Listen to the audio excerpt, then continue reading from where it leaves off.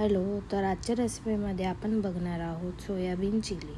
तर ह्याच्यासाठी लागणारं साहित्य आहे साखर, मीठ, व्हिनेगर, कॉर्नस्टार्च, सोया सॉस, पातीचा कांदा, कोथिंबीरच्या दांड्या, बारीक कापलेले अद्रक, लसूण, मिरची, शिमला मिरची, साधा कांदा, कोबी आणि सोयाबीन. पॅनमध्ये पाणी गरम करायचं आहे. त्यानंतर आपल्याला कापलेली मिरची, अद्रक ॲड करायचं आहे. त्यानंतर मीठ ॲड करायचं आहे. त्यानंतर आपल्याला 1 चमचा साखर ॲड करायची आहे. साखर ॲड केल्यानंतर आपल्याला सोया सॉस ॲड करायचा आहे त्यामध्ये आणि त्याला थोडंसं मिक्स करायचं आहे. मिक्स झाल्यानंतर 1 उकळी येईपर्यंत आपल्याला वाट बघायचं आहे. त्यानंतर सोयाबीन आपल्याला ॲड करायचं आहे. ते सोयाबीन थोडे मोठे होईपर्यंत आपल्याला त्याची वाट बघायची आहे.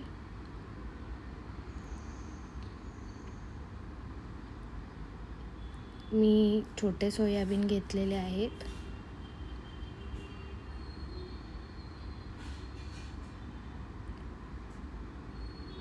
आता तुम्ही बघू शकता हळूहळू सोयाबीनची साईज थोडी मोठी व्हायला लागली आहे.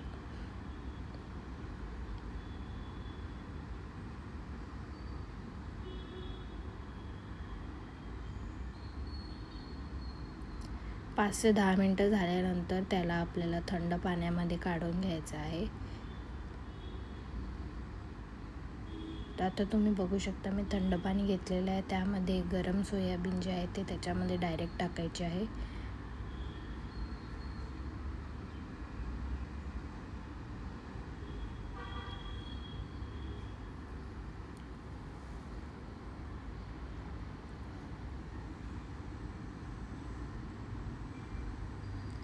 सर्व काढून झाल्यानंतर सोयाबीनचं सर्व पाणी काढून टाकायचं आहे.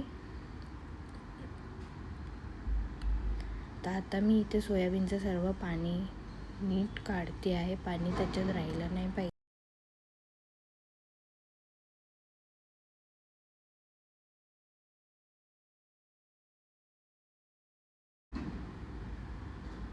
आता सर्व सोयाबीनचं पाणी निघालेलं आहे. मग त्यामध्ये 1 चमचा कॉर्नस्टार्च टाकायचं आहे आणि अजून थोडंसं टाकायचं. त्याला चांगलं कोट होईपर्यंत त्याला मिक्स करायचं आहे.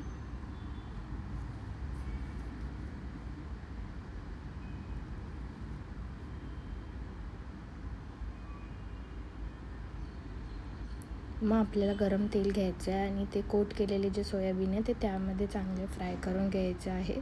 जोपर्यंत ते चॉकलेटी कलरचे नाही होत तोपर्यंत आपल्याला त्याला फ्राय करायचे आहे चांगले.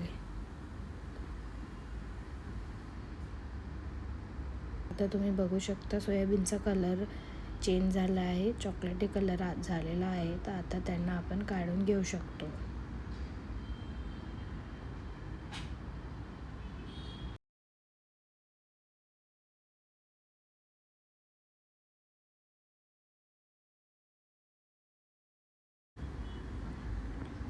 मग असे करून आपल्याला सर्व सोयाबीन फ्राय करायचे आहे. त्यानंतर ग्रेव्हीसाठी आपल्याला पॅनमध्ये तेल गरम करायचं आहे. त्यामध्ये लसूण, बारीक कापलेलं अद्रक आणि कोथिंबीरच्या जे दांड्या आपण जे बारीक कापलेल्या त्या ॲड करायच्या आहेत. त्यानंतर त्याला चांगलं मिक्स केल्यावरती आपल्याला पातीचा कांदा कापलेला ॲड करायचा आहे. त्यानंतर सोया सॉस ॲड केल्यानंतर आपल्याला थोडंसं पाणी त्याच्यामध्ये ॲड करायचं आहे.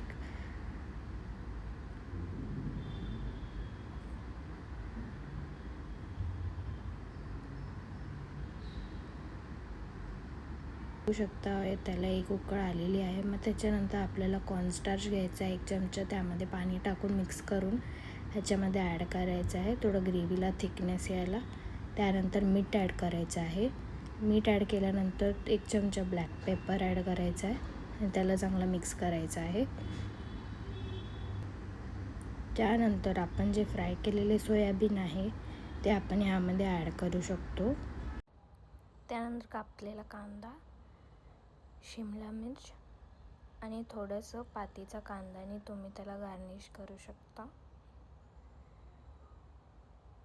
मग आपलं जे सोयाबीन चिली आहे ते खाण्यासाठी रेडी आहे.